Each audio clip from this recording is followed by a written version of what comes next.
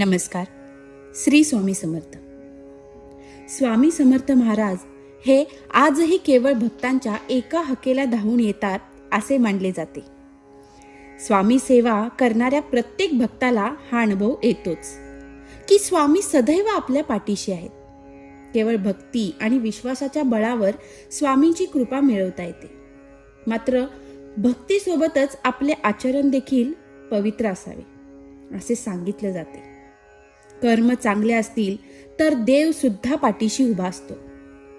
आणि स्वामी तर म्हणतातच, भिवू नकोस, मी तुझ्या पाठीशी आहे. श्री स्वामी समर्थ मठ, क्षेत्र प्रयाग, दक्षिण काशी, कोल्हापूर हे ठिकाण जिथे पंचगंगा नदीचा उगम झाला आहे. याच पवित्र तीर्थक्षेत्रावर श्री स्वामी समर्थांचे मंदिर उभारणी कार्य सुरू आहे.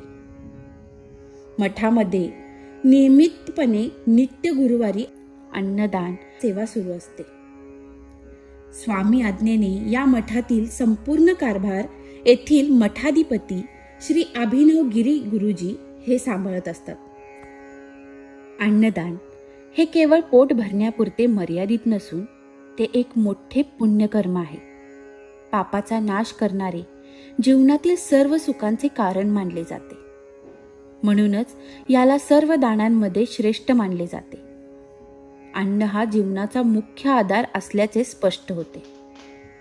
म्हणूनच अन्नदान म्हणजेच जीवनदान देण्यासारखे आहे. अन्नदान हे श्रेष्ठ आणि पुण्यकारी मानले जाते.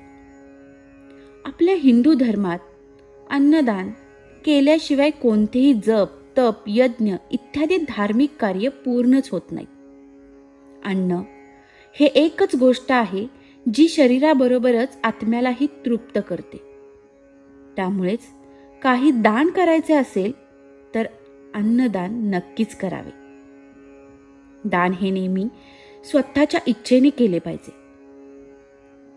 अन्नदान हे असे दान आहे ज्यात दाता आणि भोक्ता हे दोघेही संतुष्ट होतात. अन्नदानासाठी दिले जाणारे धन कधीच कमी होत नाही. ते नित्य वाढत असते.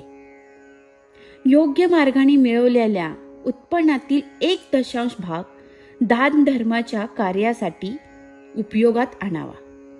मठाच्या अधिकृत यूट्यूब चॅनेलला सबस्क्राईब करा, जेणेकरून आमचे व्हिडिओ तुमच्यापर्यंत सर्वात आधी पोहोचू शकेल. धन्यवाद.